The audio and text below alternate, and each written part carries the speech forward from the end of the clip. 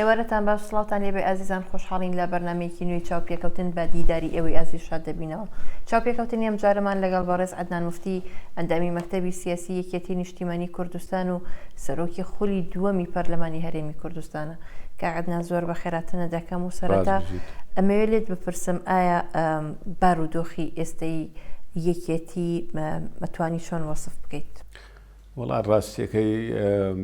بە نەتیجەی هەڵبژاردن ینی چاوەڕوان نەدەکرا بەڕاستی بۆ یەکێتی هەم ڕێژەی کەم بۆتەوە هەم ژماری کورسیەکانی کەم بۆتەوە هەموو بۆچوونەکانمان وا بوو کە ڕێژەکانمان نەکرد وەک خۆی نامێنێت زیاد دەکاتن بۆیە تاسیرێکی تەواوی کردووە دیارە لەسەر ئاستەکان لە مەکتەب سیاسی سەرکردایەتی ئۆرگانەکان یەکێتی جەماوەری خەڵکەکەی هەموو ئەو پرسیارە دەکەن بۆ و ناڕەحەتن بەڵام لە هەمان کاتیشدا هەڵسەنگاندنێک هەیە کە ئێمە پێماوەیە ئەم هەڵبژاردنە قۆناغەکی گەورە بوو بۆ بەرەو پێشەوە چوون یەکێتی وەکو داهێنەری زۆر شت دیموکراسی ئازادی ڕاپەرین شۆڕشی نوێگەلەکەمان لەمەشدا لە معاملەکردن لەگەڵ نەتیجەی هەڵبژاردنەکە ئەگەرچی لە بەرژەوەندی خۆی نەبوو پێم وایە مێژوو بۆی دەنووسیتن تۆماری شتێکی تازەرەکە ئەویش قبولکردنی ئەنجامەکانی هەڵبژاردن ئەگەرچی لە مەسلحەتی نەبوو و معاملەکردن بە شێوەیەکی مەدەنی لەگەڵیا ئەو دەبێتە سەرەتایەکی باش بۆ دوا ڕۆژیش بۆ ئەوەی ئالوگۆری دەسەڵات بە شێوەیەکی ئاشتیانە بکرێتن لە بەڕۆشنایی ئەنجامی هەڵبژاردنەکان. هۆکارەکانی شکستی یەکێتی نیشتیمانی کوردستان لەم هەڵبژاردنەدا بۆ چیە گەڕێنیتەوە؟ وەڵام من خۆم تێکێشنێکی ڕەنگە هەندێک جار جیاوازم هەبێتن هۆکارێکی مەوزوعی هەیە پەیوەندی بە مێژوەوە هەیە فەرهەنگی سیاسی هەرێمی کوردستان دەتوانم بڵێم لە ساڵی 64ەوە لە یەکەم جیابوونەوەی پارتی بە دوو باڵێەوە دواتر کە شکری جیاوازی وەرگرت ئەو جیابوونەوە لە مەرحەلەیەکدا مەکتەبی سیاسی و باڵی مەکتەبی سیاسی و باڵی پارتی بوو سەرۆکاتی مەلا مستەفا بارزانی دواتر لە هەفتا ئەوە تەراجوعی کردەوە لە هەفتا و پێنجارێکە لە یەکێتی نیشتیمانی کوردستان دامەزرا و لە ناوەوەشدا ڕێکخراوی تر دامەزرا بوو وەکو کۆمەڵی مارکسی دینی وەکو بژوتنەوە و لەولاشەوە پارتی هەروە قیادی مقتەی دروست کرد بەڵام بەداخەوە نەتوانرا زاڵ بین بەسەر ئەو فەرهەنگە کۆنە ئەو ناکۆچیانە سەری هەڵدایەوە شەڕی ناوخۆ دروست بوو و نەتیجەکەی بۆەوەی زۆر نەگەڕێنە پشتەوە دوو ئیدارەیی و ئەو کارە ساتانەی کە لە نەتیجەی شەڕی ناوخۆدا پێم وایە ئەو فەرهەنگە نەمانتوانیەوە زاڵ بین بەسەریان نەمانتوانێت چارەسەری بکەن نەمانتوانێت وەزعەکە وەکو پێویست ئاسایی بکەنەوە ڕاستە هەندێک هەنگاوی گرنگ و مێژووی دراوە لەوەی کە هەردوو ئیدارێکە یەک بخرێتن لەوەی پێکەوە معاملە لەگە بەغدا بکەین پێکەوە سیاسەتێکی هاوبەشمان هەبیتن لە تەعاملکردن لەگە دەروجیران بەڵام لە ڕاستیدا خەڵک هێشتا بەندە بە هەندێک جوانی بی ئاسەواری شەڕی ناوخۆ بۆیە کەم و کوڕێکانش کە هاتنە پێش لە نەعەدالەتی لە دیاردەی گەندەڵی لێرە لێ استیغلال کرا زۆر جار یەکێتی وای نیشان دەدرێتن کە وەکو پێویست سیاسەتی سەربەخۆی نییە و ئەگەرچی ئەمە تەبعاً قابلی مناقەشەیە و قابلی ڕەتدانەوەیە بەڵام لەبەر ئەو فەرەنگەی کە باسم کرد خەڵک گلەیی کەواتە تا ئێستا سەرەڕای ئەو ڕێکەوتنە استراتیژیی نێوان یەکێتی و پارتی فەرهەنگی مەلای و جەلالی هێشتا لە هەرێمی کوردستان ماوە؟ ئەمن وەکو شتی مەوزوعی باسم کرد تەبعاً ئەسبابی تریش هەیە لەوانێت لە تەکەتولاتی ناویەکێتیە غیابی مامجەلا لە نەبوونی مەرکەزیەتێکی بە قووەتە ناویەکێتیدا ئەوانە هەمووی هۆکاری ترن لە بۆەوەی کە یەکێتی لە هەڵبژاردننی ئەمجارەدا وەکو پێویست دەنگەکانی خۆی نێنە بەڵام بەعام تەبعاً یان ئەگەر پێویست دەکاتن چەند لاپەڕەیەک بنووسێتن زۆر باس بکرێتن چۆکم هەرچی باز بکەی هۆکارەکانی دەک هۆکاری تر دێتە بەردەم دێتە بیر و هینوانە بەڵام تەوانم بە شێوەیەکی سەرەکی دەتوانم بڵێم ئەوانەیە کە باسم کرد. بەڵام یانی زۆر ئێمە بینین لە ڕاگەیاندنەکان کادرەکانی یەکێتی زۆربەی زۆری لەسەرەوە متتەفەقن کە هۆکاری سەرەکی ئەو پابندبوون یەکێتیە بە سیاسەتی پارتی دیموکراتی کوردستان کە زۆر جار بەوە وەسفیەکەن کە بۆتە بەشێک لە پارتی هەروەها بێژگەلەوە درێژکردنەوەی ماوەی ویلایەتی سەرۆکی هەرێم ئەمانە بە سەبەبی سەرەکی دەئەنێن بۆ ئەوەی کە یەکێتی پاشەکشەی کرد. خۆی ئەگەر تەماشا بکەین اتفاقی استراتیژی بۆچی هاتوو ینی لە ڕاستیدا وەکو ئاماژەم پێکرد اتفاقی استراتیژی لە وەختێکدا بوو کە کورد پێویستی بەوەی بوو بۆ نەهێشتنی بە تاوا بنبرکردنی شەڕی ناوخۆ بۆ یەکگرتنەوەی هەردوو ئیدارەکە بۆ ئەوەی کە بەیەکەوە لەگەر ڕووداوەکان پێشاتەکان کە ئەو وەختی شەڕی عێراق ینی شەڕی نێودەوڵەتی دژی ڕژێمی سەدام کۆتایی پێهات بوو دەوڵەتی عێراقی تازە دەستی پێکرد و دروستکردنی ئەو دەستوری عێراق دادەنرا بۆیە پێویستمان بۆ بوو کە وەحدەیەکە بیت من پێم وانە پارتی ئێچەتی پاشکۆی سیاسەتی پارتیە زۆرمێکی گەورەیە لە پارتی دەکرێتن. بەڵام ئەو جیاوازیانی کە لە سیاسەتی پارتی بوو کامان نەبوون لە ماوەی ئەو 4 ساڵی ڕابردووە سیاسەتەکانتان یەک نەبوو لە پەرلەمان لە دەرەوەی پەرلەمان لە حکوومەت لە معاملەکردن لەگە بەغدا لە زۆر سیاستا یەک بووین و ئەوە کارێکی باش و لە ڕەنگە لە حکومڕانیدا فەرق و جیاوازیە بیتن کەم و کوڕێ بیتن لەلایەن یەکێتیەوە بەڵام تۆ ئەگەر بێ سەر ڕاستی تەماشا بکەی ئەو ئیدارەی کە پێشتر پیان دەوت ئیدارەی سەوزیان ئیداری یەکێتی لەو لاشەوە دەسەڵاتێکی ڕاستەقینەی پارتی ئەگەر وەکو حزب بکەین نیە حتا حکوومەتی هەرێمیشونێ ئاسەواری دوو ئیدارەکە هەر بەردەوامەوە بۆیە ینی من ڕەتی دەکەمەوە ئەوەی کە یەکێتی پاشکۆی پارتی بیتن زۆر جاریش ئەمە بەڕوونی دیارە بەڵام خۆ هەموو شتێک لە تەلەڤیزیۆن و لە ئەلاما باسی ناکەێت لە مناقەشاتەکانە ئەو سیاسەتەی کە پێویست بکات جیاواز بین یەکێتی جیاواز بووە لە مەسەلەکانی بەغداژدا لە مۆزوعی مالیکیدا جیاوازێکی زۆر سەردنی متمانە لە مالیکی زیادی زۆر دیار بووە تاگەیشتە ئەوەی کە سەحافە و شت باسی بکاتن لە مۆزوعی بەو ئەخیرەی لە مۆزوعی ئەوەی کە هەموارکردنی دەستور بە سازانی نیشتمانی جیاوازیی تەواو هەبووە سیاسەتی یەکێتی پارتی قبولی کرد و بەیەکەوە هەمان هەڵوێستیا وەرگرت بەرامبەر ئەوەی کە چۆن معامل لەگە پرۆژەی دەستور بکەنەوەوانە ئەمە سیاسەتی یەکێتی بوو لە پاشا تەبعاً ئەگەر تەماشا بکەین لە مەسەلەی حتا درێژکردنەوەی ماوەی سەرۆکایەتی هەرێم ئەوە ڕاستە ممکنە لە چۆنیەتی درێژکردنەوە کە ئالیەتەکەی بەڕێوەچوونی پرۆژەکە کەم و کوڕێژ تەدا بوو یەکێتی زەرری دەکرد منەوە دەسەرمێنم بەڵام ئەگەر باس هەلی سنجێنی باش تەحلیلی بکەیت و ئەوانە یەکێتی لەبەر دەم اختیاراتی ئاسان نەبوو باشترین اختیار ئەوە بوو کە ڕێگای بدۆزینەوە چۆن ئەو پرۆژە دەستوری معاملەی لەگە بکەم بگەینە سازانی نیشتمانی لەگەڵیا ئەمەش ئیجابی دەکرد کە لە هەڵبژاردننی سەرۆکی هەرێم دوا بخرێتن من ئەو وەختی بۆچی بەرپرسیارەتەکە بە تەنیا لەوە هەڵبگرن کە پرۆژە دەستور بگەڕێتەوە یان نەگەڕێتەوە بە نەتیجە بە خراپ پشکێتەوە بەسەرتانە بە درێژکردنەوەی ماوەی ویلایەتی سەرۆکی هەرێم ینی نەتانەتوانی کارێکی کە بکەن کە ئەوە نەکەن ئێوە خۆتان تیا زەرمەند بن زانی چۆن ینی مەسلەی گەڕانەوەی دەستور بۆ ئەوەی هەموار بکرێتەوە بە تەنیا یەکێتی نەبوو ویستە چ خەڵک بوو یەگرت و کۆمەڵش کە ئیمزایان کرد بوو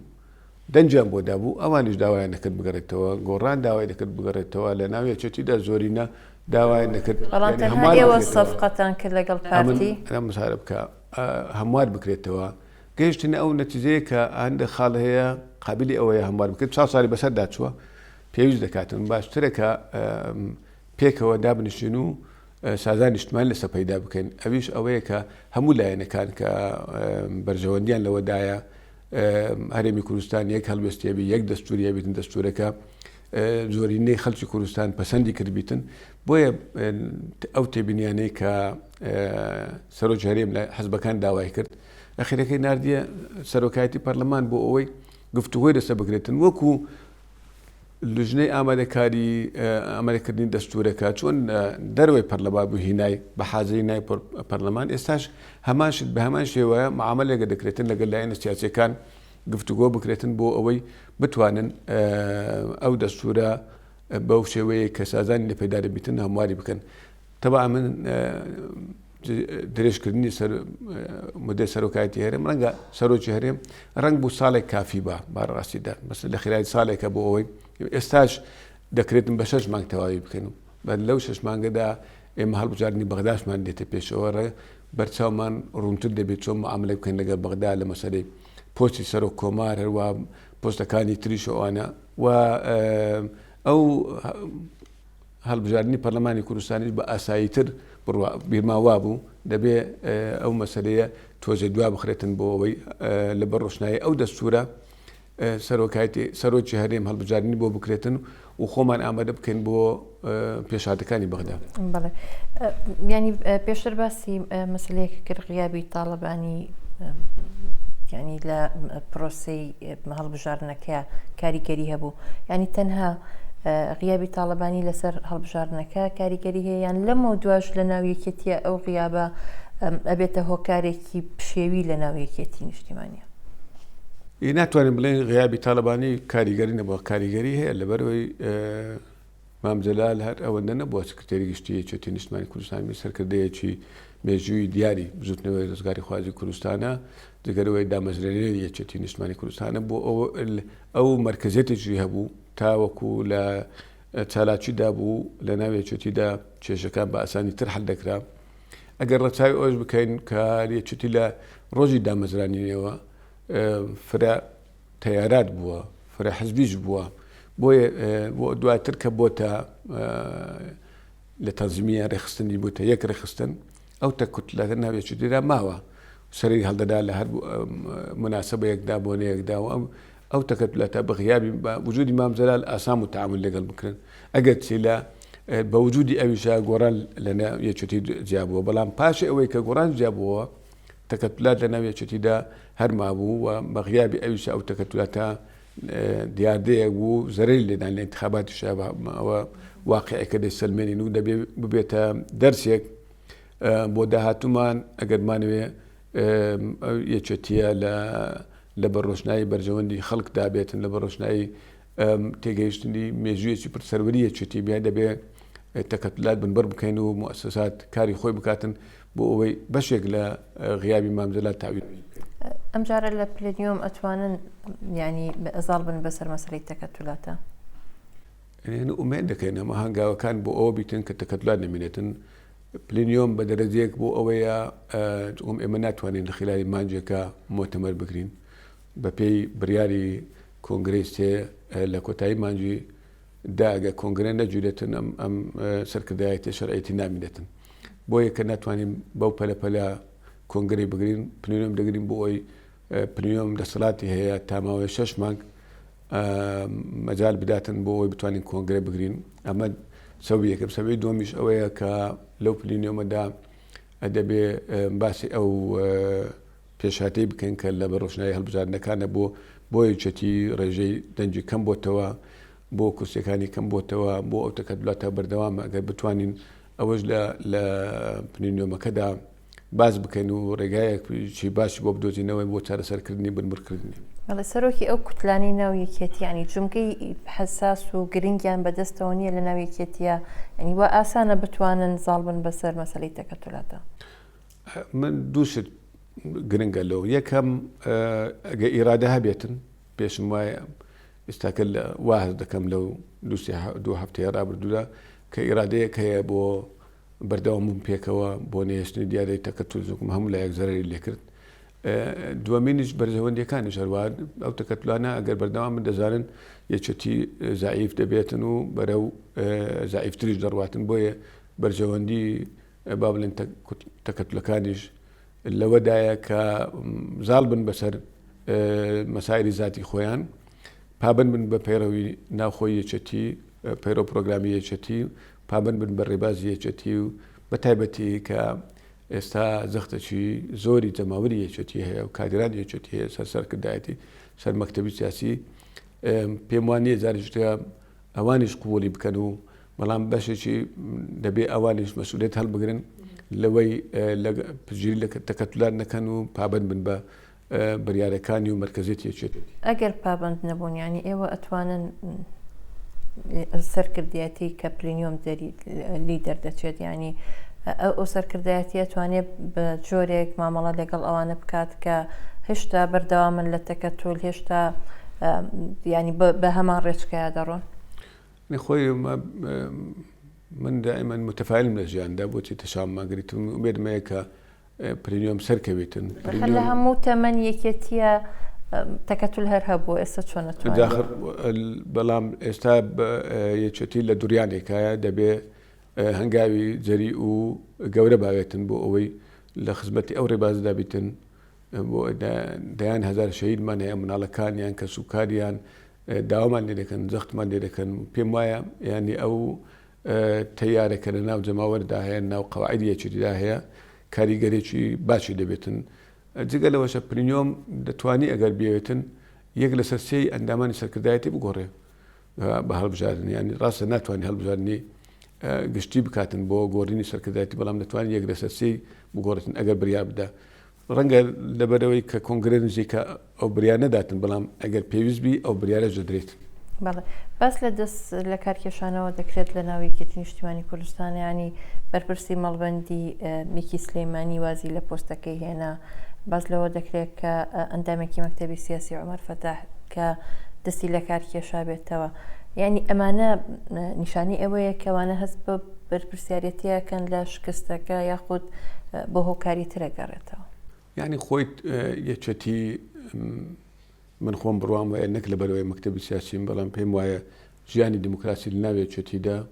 هەمیشە بەهێز بووە خەڵک توانیوێتی ڕێی خۆی بڵێ قسە بکاتن و کەسیش نەیتوانیوە ڕێگا بگرێتن لە ڕێئیدانی ڕێگا بگرێتن لە چارەنووسی خۆی کەسێک کە بێ وازدا پۆستەکەی بێنێتن لەناو یەکێتیدا بە ئاسانی هەر زمانێک دەیتوانی و ڕابژدا زۆریش ئەوماندیوە و هەر دۆست و نزیک یەکێتیژماوە زۆر ئەندامی مەکتەبی سیاسی وازی هێناوە ئەندامی سەرکردایەتی وازی هێناوە لەم ظروفە ئێستاشدا بە تاکید تەبان هی هێرۆخان وازهێنان نییە بەڵام تەحملی مەسئولیەتە لەوەی کە لە سلەیمانی وەکو چاوەڕوانی دەکرد وەکو چاوەڕوانمان نەکرد دەنگەکەی زیادی نەکرد و کەمی نەهێناوە لە سلەیمانی حسێب بکەیوە دەنگەکی باشی هێنایە بەڵام لە چاو ئەوەی کە چاوەڕوان دەکرا لە چاو ئەوەی کە ئێمە تەسەوورمان دەکرد زیادمان کردوێنە ئەو تەحملی مەسئولیەتی کرد واز لە پۆستی لێپرساوێتی مەڵبەندیەکی سلەیمانی هێناوە بەڵام هەر ئەندامی مەکتەبی سیاسی کاک عومەر فەتاح نەمیستەوە بەڕاستی چونکەم لەوە ئیعلاما خوێندنەوە بەڵام خۆیم نەدیوە و کۆبوونەوەشمان نەکردووە لەو ڕۆژانە تاوەکو تێبگەم بەڵام هەر کەسێک تەحملی مەسئولیەت بکاتن واز بێنیتن بە تەبیعی دەزانم ئەمە ئەگە ئیجاب بکاتن ئەگە ئیجاب نەکاتن ئەمڕۆ ڕۆژی ئەوەیە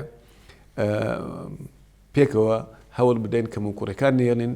پێکەوە هەوڵ بدەین یەکرەزی خۆمان پارێزین پێکەوە هەوڵ بدەین سەرکردایەتێکی پتە و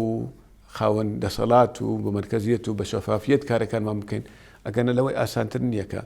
واز لە پۆستەکەت بێنی ئەگەرەکانی بەردەمی یەکێتی نیشتیمانی کوردستان بۆ پێکهێنانی حکوومەت و بەشداری بوون لە حکوومەت جارێ ئەوەل پێش هەموو شتێک پەرلەمان کۆ بێتەوە سەرۆکیهێرم یەکێک دەستنیشان دەکاتن لە ئەوەی براوەی یەکەم داوای لێ دەکات کە حکوومەتی تازە تەشکیل بکاتن ئەوە دەکەوێتە گفتوگۆ لەگەڵ براوەی دووەم براوەی سێم چوارەم پێنجەم لە بەڕۆژنای ئەو گفتوگۆیە دیارە هەر یەک لەو حزبانێک کە بەشدار بوون لە هەڵبژاردن بەرنامەی خۆیان هەبووە بەڵێنیان داوەتە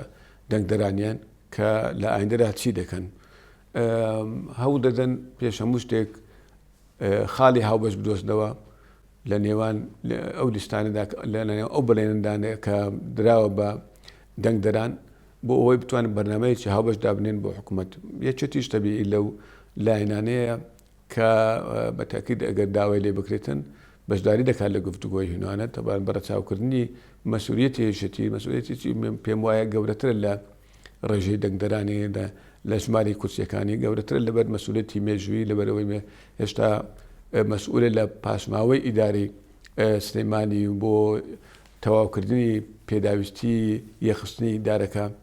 بەڵام تەبان ئەگەر بێت و حکوومەتێکی بنکە فراوان بیتن لە بەڕۆژنایی تێگەیشتنی ئەو ڕاستیانە تێگەیشتنی دەوری هەر کەسێک بە تایبەتی دەوری یەکێتی و یەکێتی ئەو وەختی قسەی خۆیە تەبان حکومڕانی مەرحەلەی داهاتووی 4 ساڵی داهاتوو دەبێت لەسەر ئەساسی پابەندبوون بیتن بەو پرەنسیبانەی کە بڕوامان پێێتی بەو بەرنامەیە کە داوامان کردو بە لە پێش هەموو چیانەوە شەفافیت لە کاری حکوومەتە لە پێشەموچیانەوە دامێستەوە عەدالەت بپرسم ئایا ئەگەر ئەم جارەی یەکێتی لە حکوومەتێک لەگەڵ پارتی دیموکراتی کوردستان بەشدار بوو ئەتوانێت لە مەسلەی بودجە شەفافیت بەکاربێنی ئەتوانێت لە مەسلەی داهاتی نەوت شەفاف بێ ئەو بەڵێنانی کە بە خەڵکیدا ئەتوانێت جێبەجێ بکات ئەدەبێ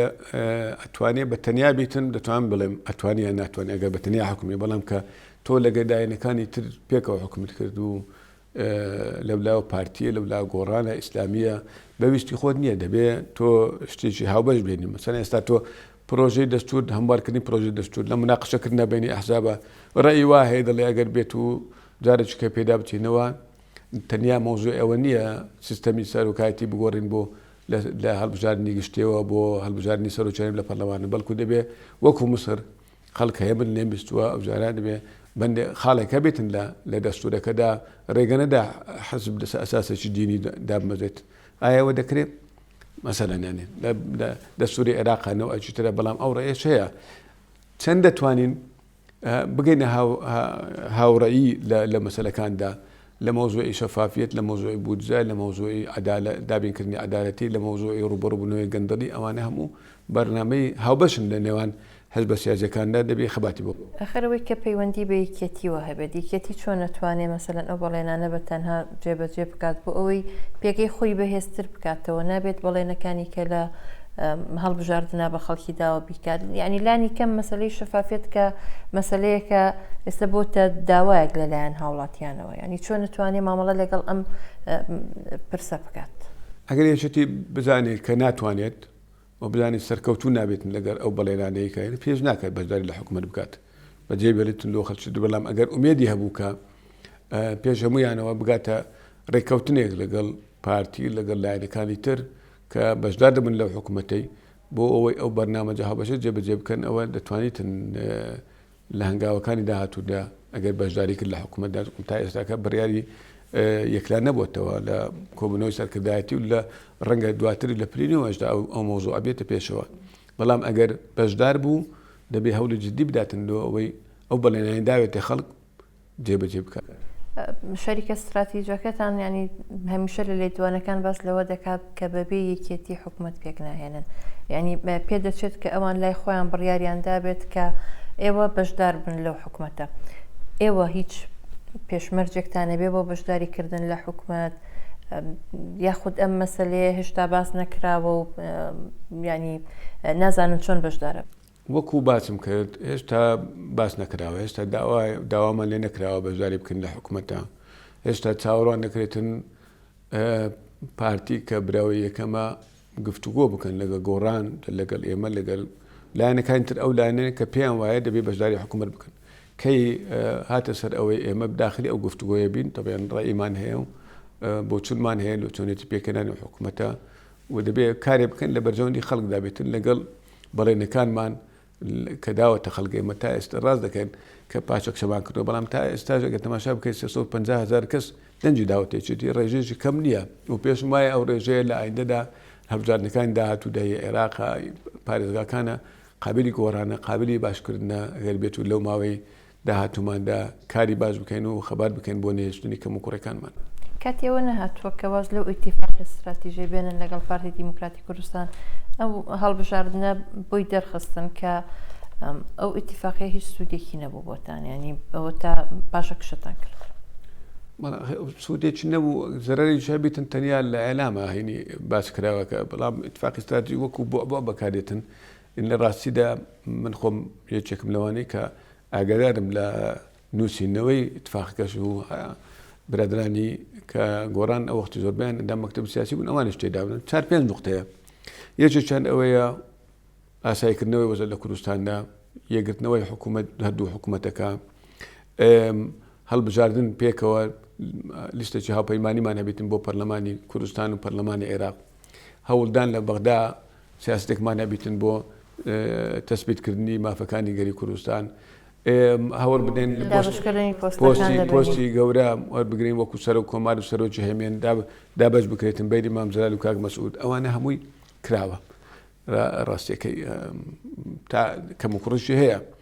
خاڵی ئەوە مابوو کە بەلیستی هاوبەش ئەو یەکێتی بێشی ساڵێک و چەند مانجێک لە کۆبنەوەیەکدا لە تێگەیشتنی وەزی ئێستاکە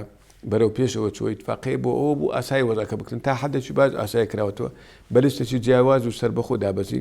ئەوەش خاڵێکی تری ئیتفاقیەکە بوو. ئێستاش ئەگەر بێت و بەرژەوەندی گەلەکەمان تەماشا بکەن پێویستە بزانین ئەو ئیتفاقیت چی ماوە لە ڕاستیدا ئەو خاڵانەی کە تێدا باس کرا بوو ئەغلب یان جێبەجێ کراوە بە کەم و کوڕیەوە سەرکەوتوو بۆ سەرکەوتور و مۆزوع ئەشترا دا بەشداریکردنمان لە حکوومەتی داهاتوو بەندە بە گفتوگۆ بەند نییە بۆ ئیتفاقیە چگومە ئیتفاقیە ئەگەر چی تا ئێستاکەش باز دەکرێتن بەڵام لە بە عملی تەماشا بکەیت هەنگاوەکانی جیاوازە هەموار کراوەتەوە لە ناحی واقعیوە. باس لەوە دەکەنەوە ئیتیفاقیە تەنها لە نێوان سەرۆک تاڵبانی و سەرۆک بەرزانیدا بووە ینی شۆڕ نەبووتەوە بۆ قاعیدا لەبەر ئەوە ینی ئەو شکستەی یەکێتیش بینراوە ینی ئەمەوێت پرسیارەکەم ئەوەیە لە واقعە ئەو ئیتیفاقی استراتیژیە ینی ئەوەی جێبەجێ کراوە تەنها دابشکردنی پۆستەکانە یەکگرتنەوەی حکوومەت یاریێمی کوردستانە بە شێوەیەکی ینی نەک قوڵ بوو بێتەوە بۆ هەموو دەستگاکان پێشمەرگە تا ئێستەیەکی نەگرتوێتەوە ئاسایشێکی نەگرتوێتەوە ینی وەزارەتی سامانە سروشتیەکان بەش بووە جێگیری وەزیری سامانە سروشتیەکان باسی لەوە دەکرد کە هیچ پرسوڕایەکی پێ ناکرێت لە ناو وەزارەتەکە کەواتە ئەو ئیتیفاقیە ئێستا ضرورە بمێنێتەوە یان نا گوێ لە وەڵامەکە دەکرم دوای ئەم ناوبڕە ئازیزان ناوبڕێک و دەگەڕینەوە لەتان.